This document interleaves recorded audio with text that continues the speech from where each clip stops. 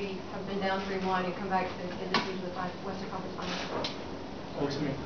Ultimate confidence booster. I think it's only a handful of teams that's done that, and so gave us confidence. I think that finishing that first series, we kind of took the series kind of slow in the beginning. Kind of bit us on the butt, but we fought back.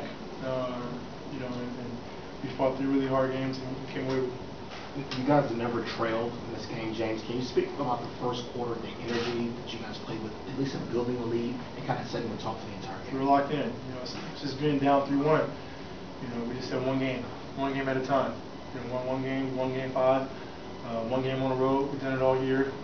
1 game 6, and same thing. 1 game at home. One game, take it at a time, take it quarter by quarter, and we executed. We did a really good job each and every quarter, refocusing and making sure we go out there and execute. James, they cut the lead to 3, and then you guys immediately hit them. I think it was 5 in a row. Does that show where you guys have grown? Yeah, definitely. We came out in that third quarter a little sluggish. We were slow. Our bodies wasn't moving. Pretty much most of it was my fault. I was kind of sluggish. I wasn't running, and so I had to pick it up. I had to pick my energy up, and I think I got a layup, Smooth got a 3, and kind of turned it up from there. But that third quarter was very important. They do a really good job of putting on big leads in that third quarter, and so we wanted to eliminate that, and we did a great job of that. James, not having played much in the fourth quarter on Thursday night, was there any concern given all the pressure in this game about your mentality coming in terms of not wanting to be necessarily overly aggressive early? What did you tell yourself? No, not at all. That's my job, is to be aggressive. Be aggressive, make plays, and dominate the game. There was a point in the second quarter where you guys were really executing very well offense without open shots, a lot of penetration. Can you speak about the connection between that and what you guys did in the fourth quarter the other night in terms of gaining confidence? Yeah, definitely. The ball was hopping, it was moving.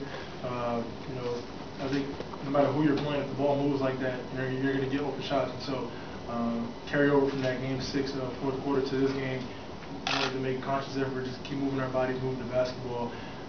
Even though at halftime we're up, 7 or whatever points, 10 points, but we had a lot of really good shots that we didn't make, and so we just said keep moving, and third quarter we knocked those shots down.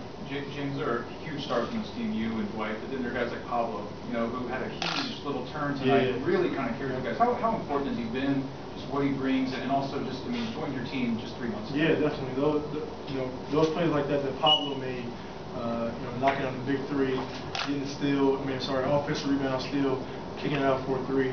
Those plays that Brew made, Josh made, all those plays, are turning events of a game that helped us, prevail. And so credit those guys. They've been doing it, all year long, and they're starting to come right around.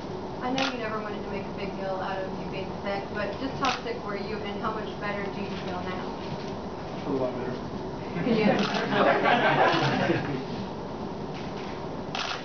Can you answer the first? How sick were you when you were now playing? Feel better.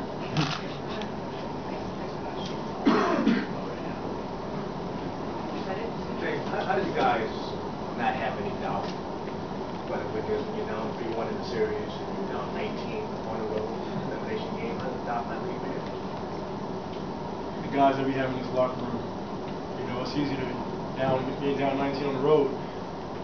It's easy to give in and just, say, maybe next year. But I think the injuries this year, throughout the entire year, it's kind of made us fight through adversity no matter what. And so we always been short down a man, and we always had to find a way to get through it, find a way to fight. And another case was, being down 3-1.